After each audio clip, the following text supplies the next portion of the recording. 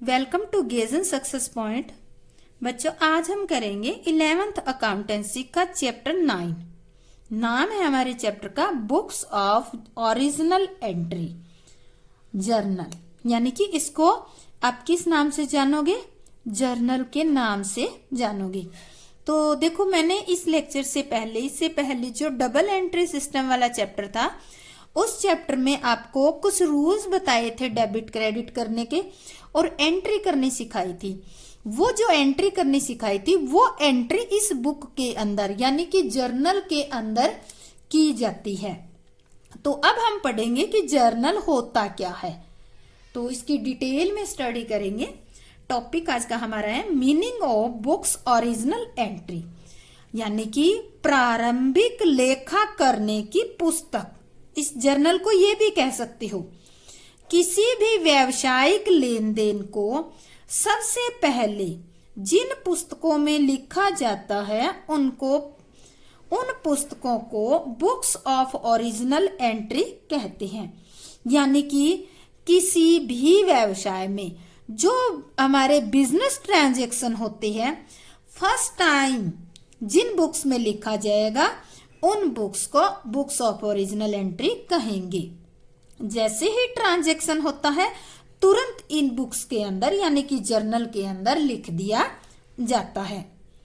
आगे, छोटे व्यवसायों में जहां लेन देनों की संख्या कम होती है वहां जर्नल में रिकॉर्ड किया जाता है।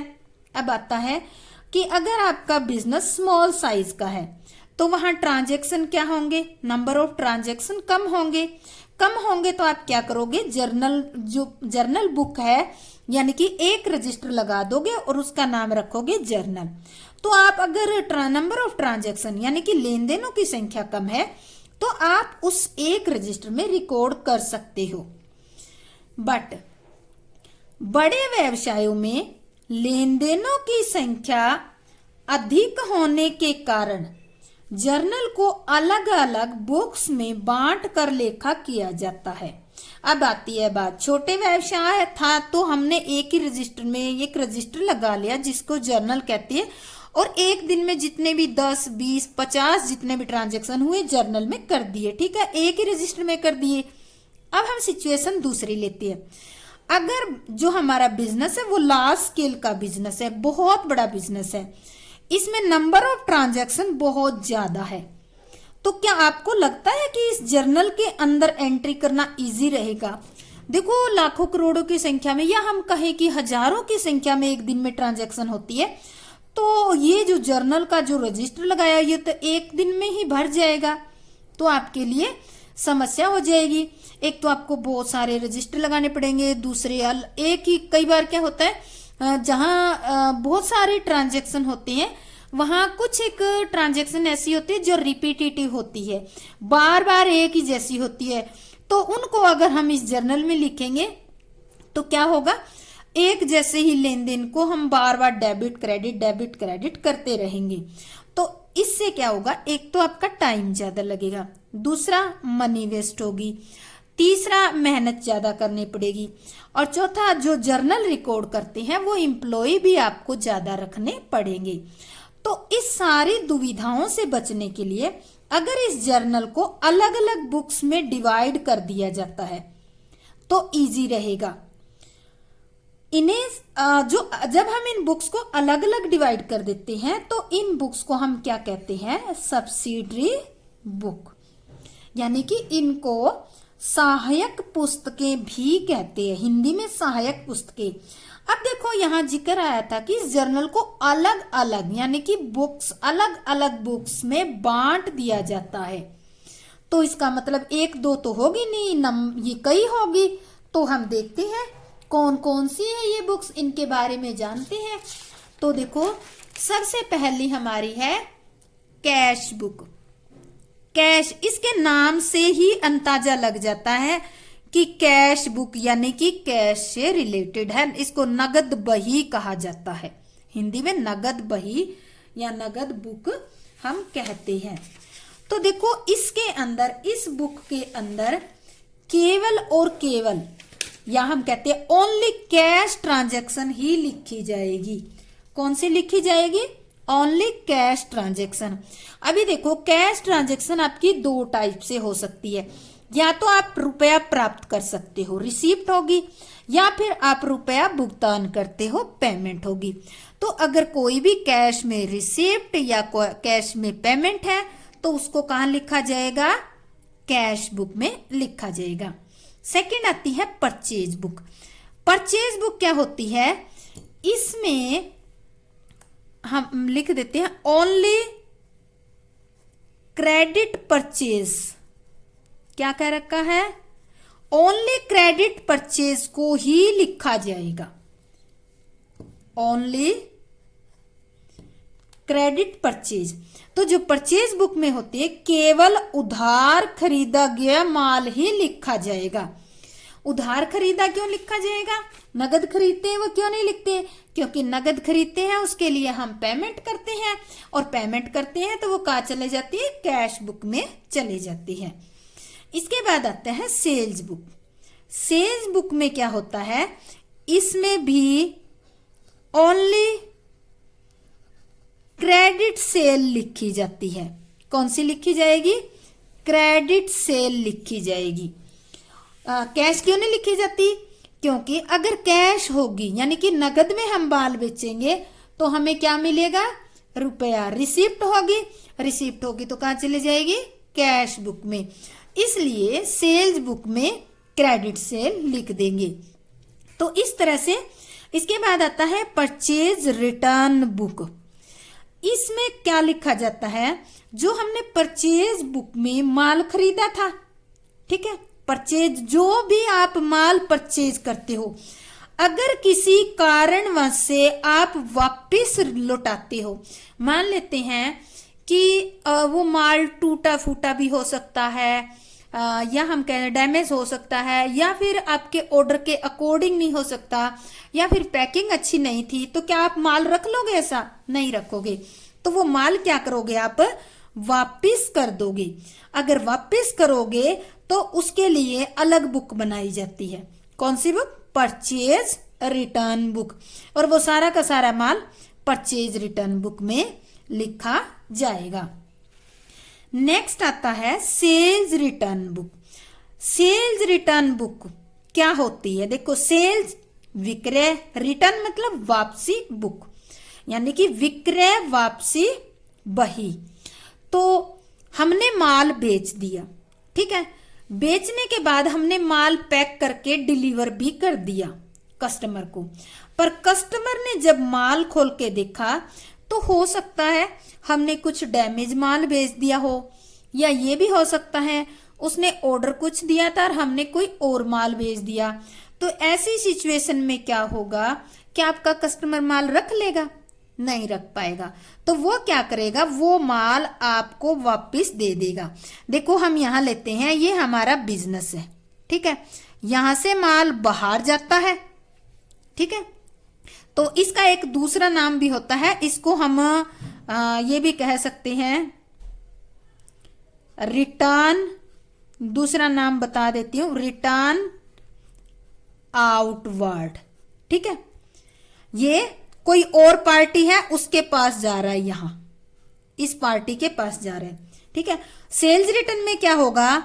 ये हमारा बिजनेस है, ठीक है, और माल यहां कोई है, उसने हमें वापस माल भेज दिया, ये क्या होगी?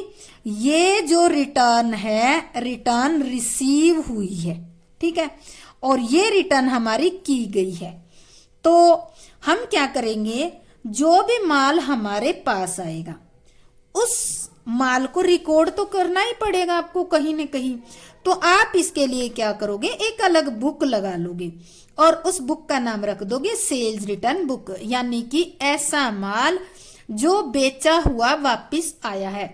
अब आता है कि इन दोनों परचेज रिटर्न और सेल्स रिटर्न के बारे में अलग बुक लगाने की नौबत क्यों आई?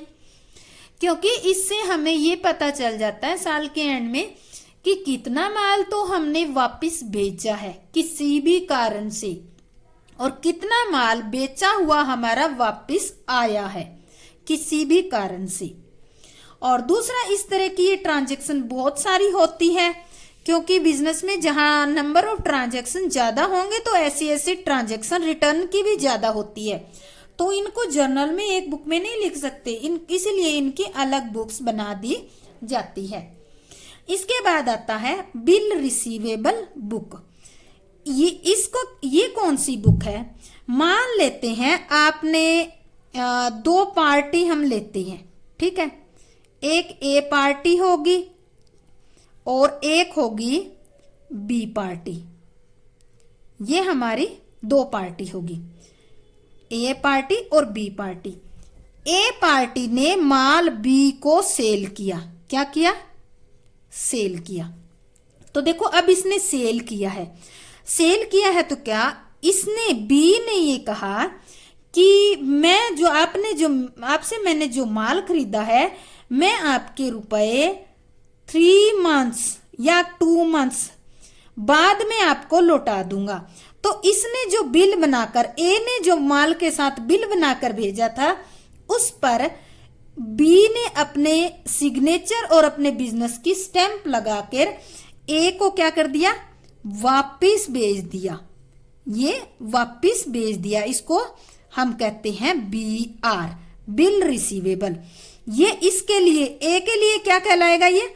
अब देखो ये बिल जो है, इस बिल के रुपए किसको मिलेंगे?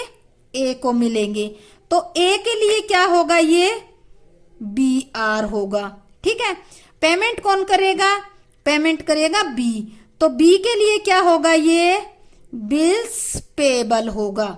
ये ए की बिल है, ये बिल है हमारा, ठीक है। ये बिल इसने बनाकर इसको दिया माल के साथ। जर्नल सी बात है कि माल बेचते हो तो आप एक बिल बनाते हो और बिल आप देते हो जो भी कस्टमर होता है। तो कस्टमर ने कहा कि मैं आपको कमिटमेंट करता हूं कि मैं इतने टाइम के बाद आपके रुपए लौटा दूंगा, और बी ने अपनी एक्सेप्टेंस दे दी, यानी कि इस बिल पर हस्ताक्षर करके इसको वापस दे दिया। तो अब ए को ये श्योरिटी होगी कि इस बिल के रुपए हमें इस तारीख को मिल जाएंगे। तो अब इस बिल के रुपए मिलेंगे, इसलिए ए के लिए तो ये बिल क्या कहलाएगा? Bill receivable. और बी को क्या करनी पड़ेगी? पे करने पड़ेंगे इसको। तो बी के लिए ये बिल क्या कहलाएगा? बिल्स पेबल कहलाएगा।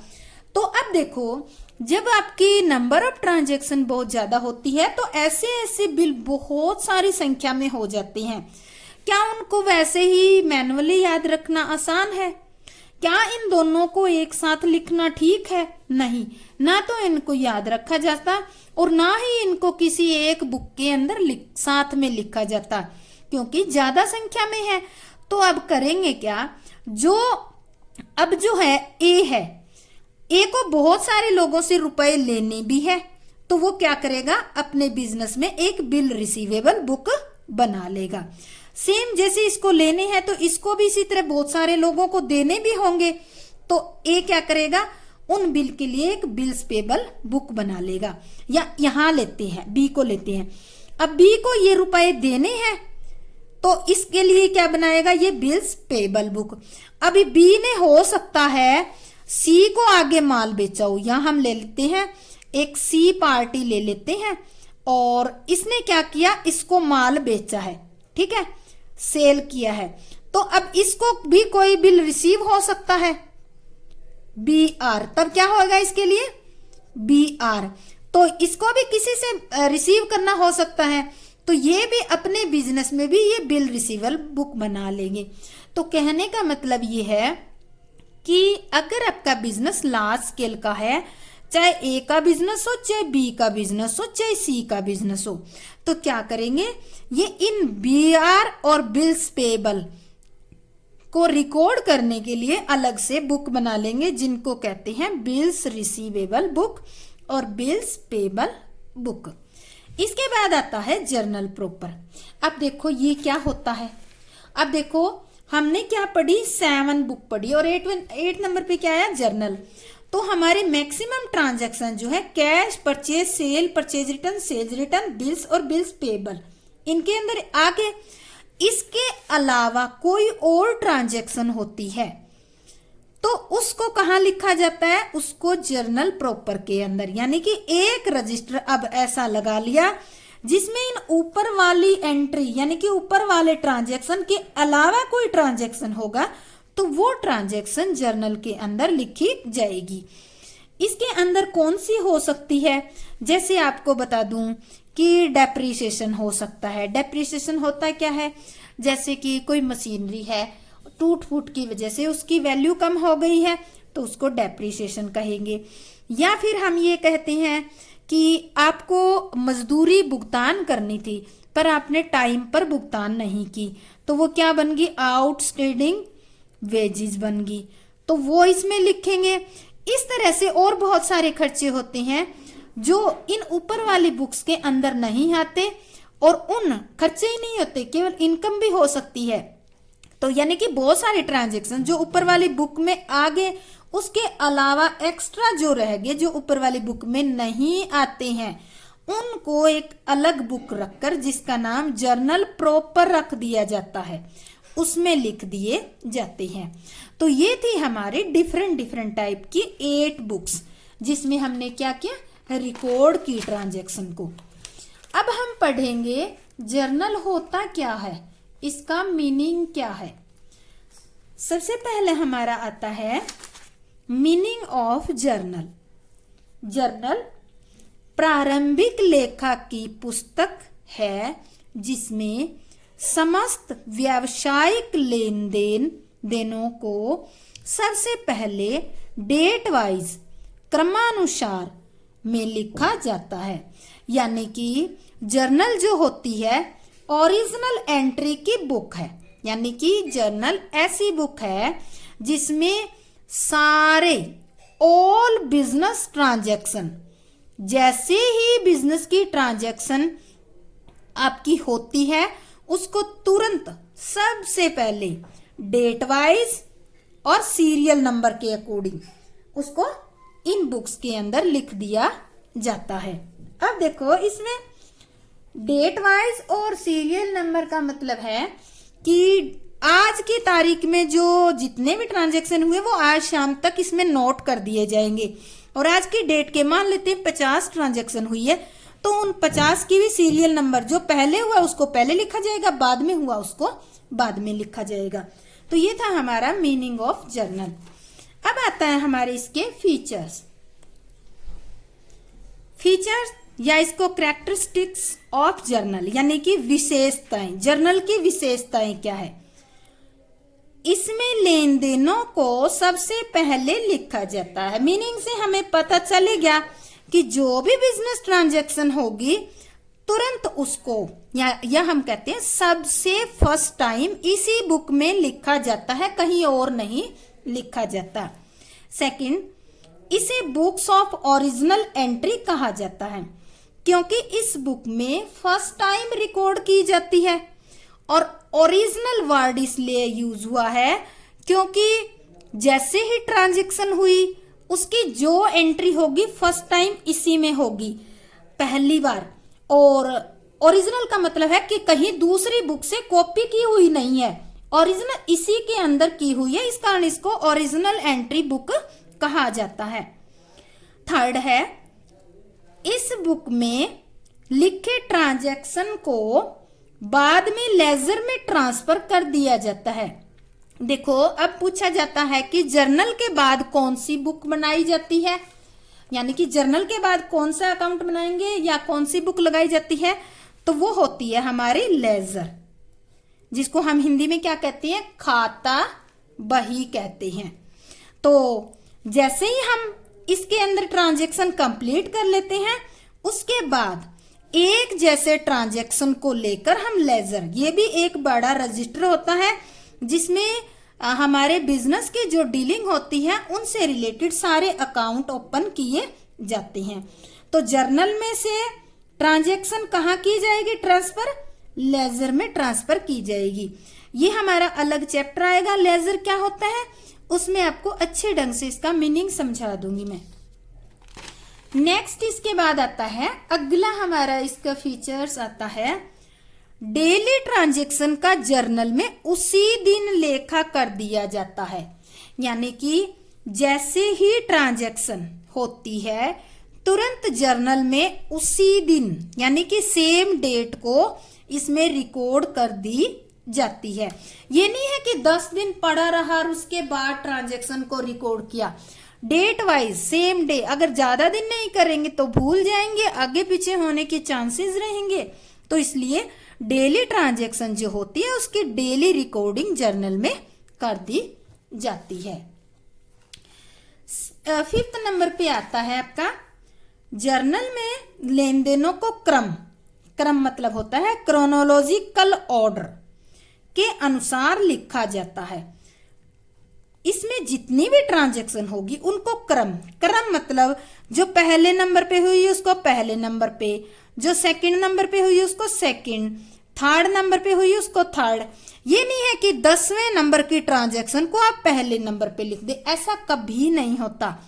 जो जैसे पहले ट्रांजैक्शन होती है उसको पहले, बाद में होती है उसको बाद में, और इसके लिए एक सीरियल नंबर दे दिया जाता है जिसको हम क्या कहते हैं, क्रम या क्रोनोलॉजिकल ऑर्डर, या आप अपनी भाषा में क्या कह सकते हो, एक सीरियल नंबर। इस तरह से कॉलम बनाकर इसमें लिख देते हैं। इसके बाद नेक्स्ट हमारा आता है जर्नल में पुस्तकें लेन देन के डबल एंट्री सिस्टम के अनुसार डेबिट और क्रेडिट में लेखा किया जाता है। अब आती है बात, जर्नल में जो हम ट्रांजैक्शन होते हैं उनको लिखते कैसे हैं? क्या ऐसे ही लाइन बना के लिख देते हैं? नहीं, इसके अंदर एंट्री की जाती है।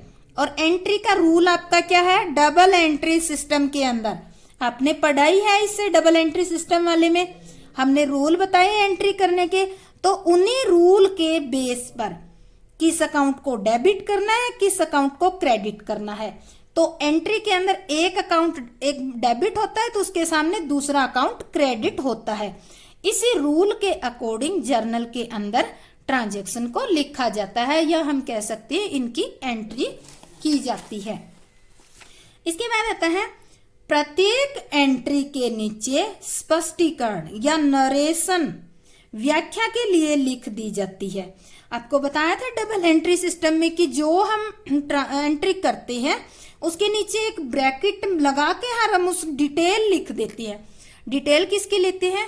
जो एंट्री की है हमने, उस एंट्री से रिलेटेड जो हमारा ट्रांजैक्शन होगा उस ट्रांजैक्शन को पूरा लिख देते हैं, या हम अपनी तरफ से थोड़ा सा शॉर्ट करके उसको लिख देते हैं।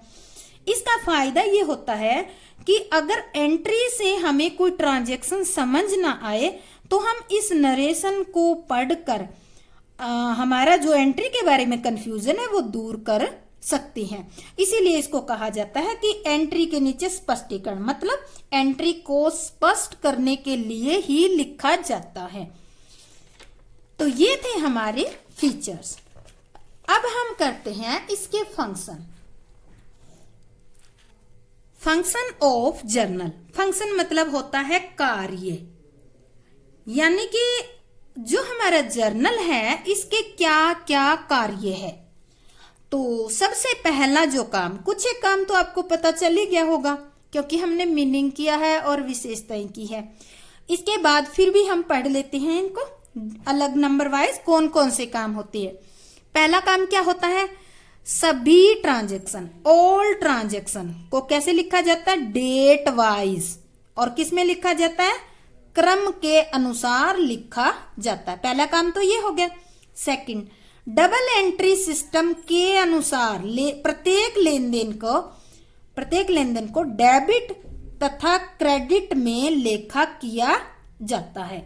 यानी कि दूसरा काम है कि जर्नल के अंदर जो भी हमारे अकाउंट्स के रूल है उसके अकॉर्डिंग, यानी कि डबल एंट्री सिस्टम जो हमारे दे रखा है उसमें कुछ रूल्स होते हैं, उन रूल्स के अकॉर्डिंग ही हम ट्रांजैक्शन में जो हमारे दो अकाउंट अफेक्टेड होते हैं उनको में किसी एक को तो हम डेबिट करते हैं और किसी दूसरे को क्रेडिट किया जाता है।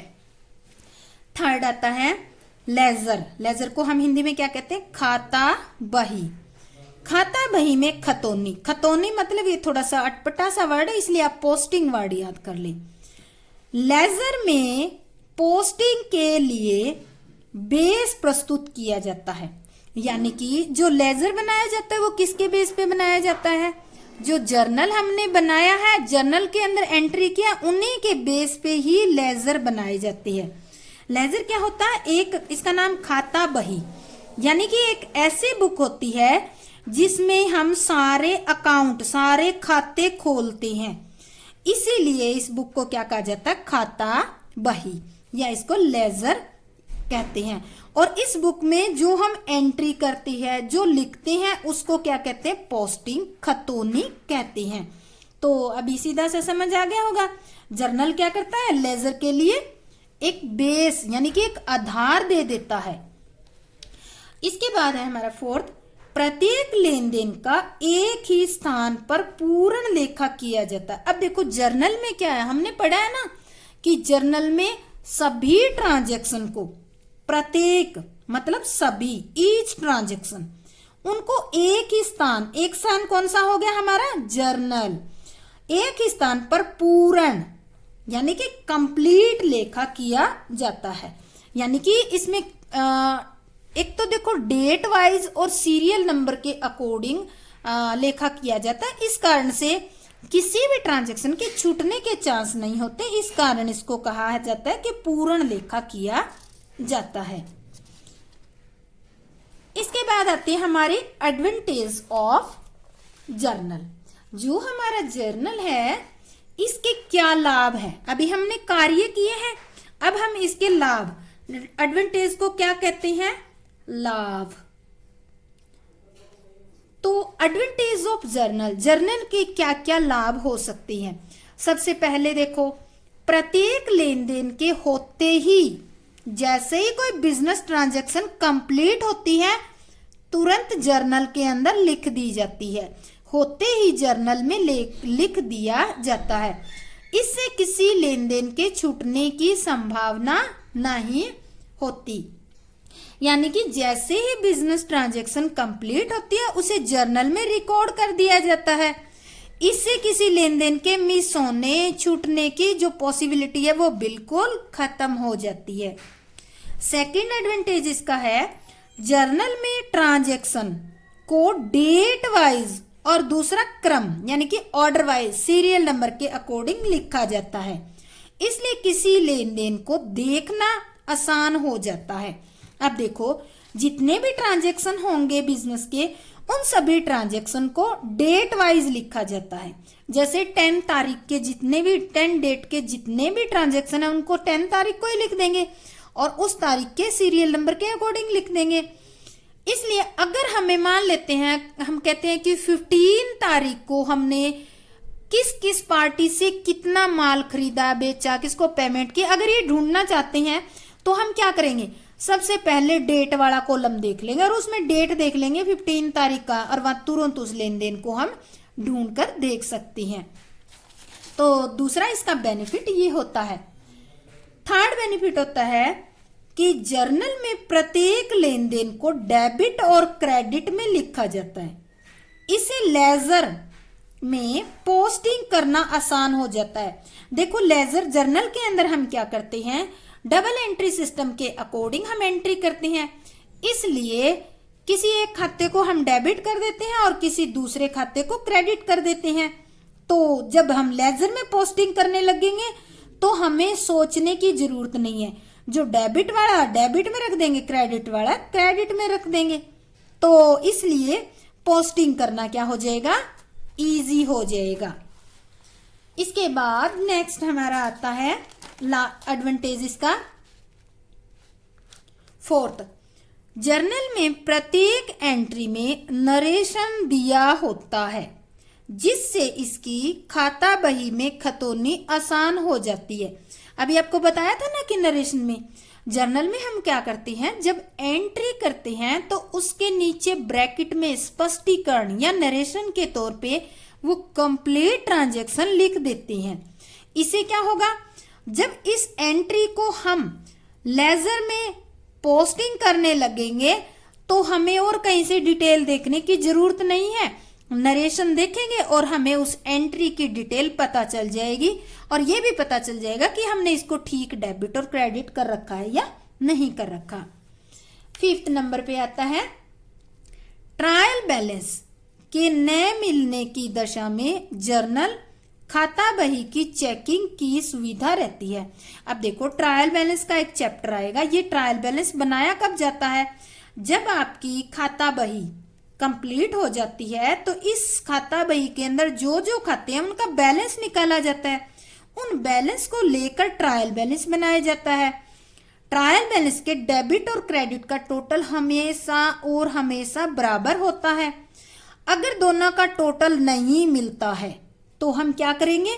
जर्नल और जो लेजर है उसकी चेकिंग हम आसानी से कर सकते हैं, क्योंकि हमें पता चल गया ट्रायल बैलेंस से कि हमें हमारी अगर टोटल नहीं मिला है तो इसका मतलब कहीं ना कहीं गड़बड़ है।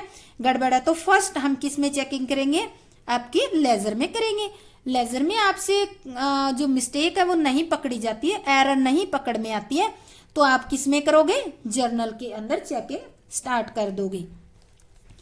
6 आता है जर्नल में सभी लेन देनों को एक ही स्थान पर लिखा जाता है। अभी आ गया, जितने भी लेन देन होते हैं all transaction, all business transaction को एक ही जगह, एक जगह मतलब जर्नल नाम का एक रजिस्टर है उसी में ही लिखा जाता है।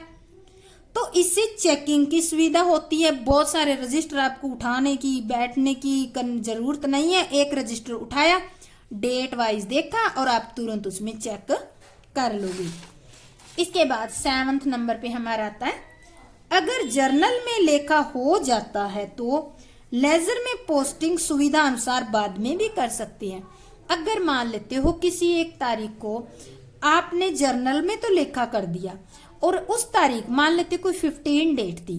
15 डेट को क्या था, जो इसकी जो एंट्री करने वाला एम्प्लॉय है उसने जर्नल में तो एंट्री कर दी, पर आगे लेजर जो है उसमें पोस्टिंग नहीं कर सका, कोई कारण हो गया, घर जाना पड़ गया, छुट्टी लेनी पड़ गई।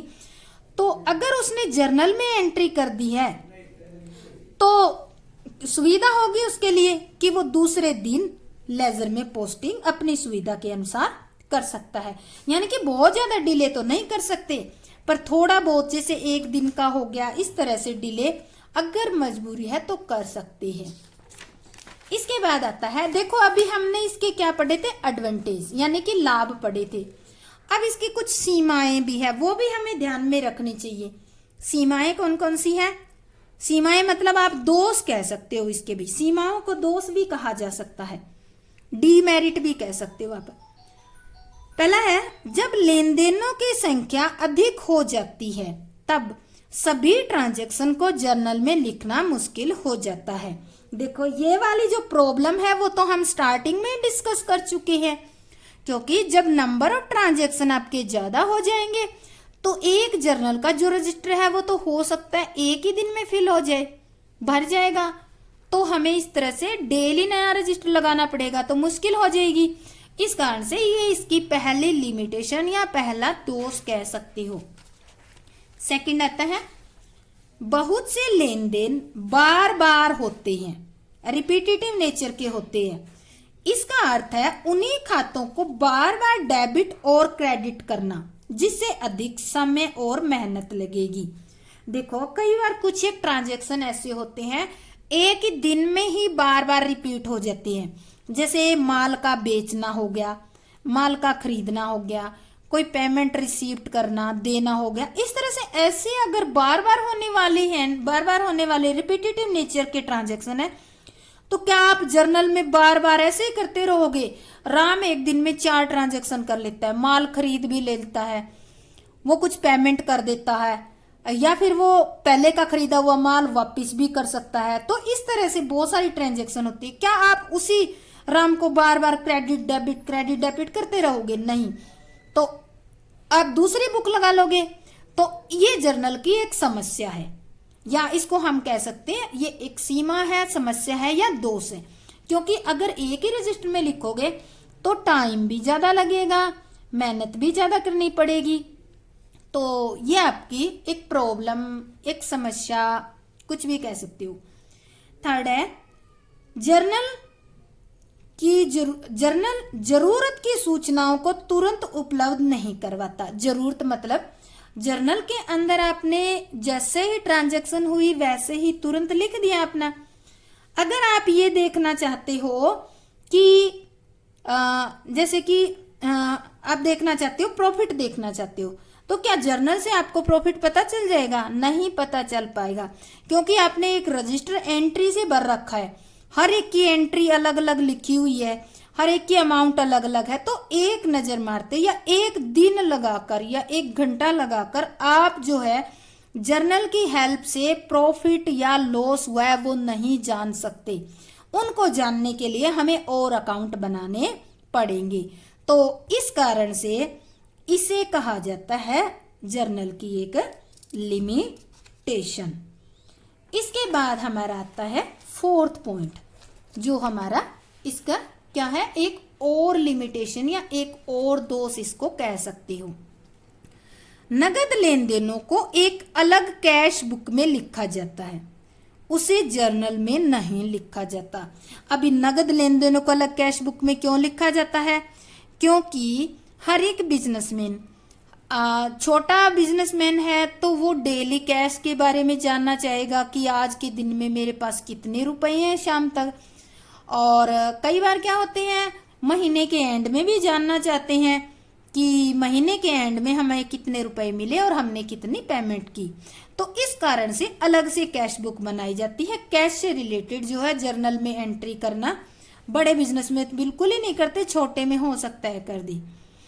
इसके बाद जो एंट्री, अभी जर्नल पढ़ते आ रहे थे, तो अब हम देखते हैं कि जर्नल का फॉर्मेट क्या है।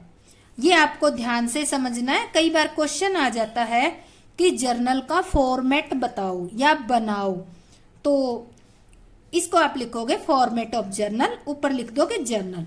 तो देखो इसमें टोटल 5 कॉलम बनाए जाते हैं। फर्स्ट कॉलम में हम क्या लिखेंगे? डेट लिखेंगे। ये कॉलम इतना ही चौड़ा करेंगे जितना डेट आ जाए, हम डेट को इजी से लिख सके। ये मैंने नंबरिंग आपको समझाने के लिए की है, आपको नंबरिंग इसमें नहीं करनी। ये लिखने हैं डेट, और जो रेड पेन से मैंने लिख रखे हैं ये चीजें आपको जरूर लिखनी है। डेट में क्या लिखोगे? डेट।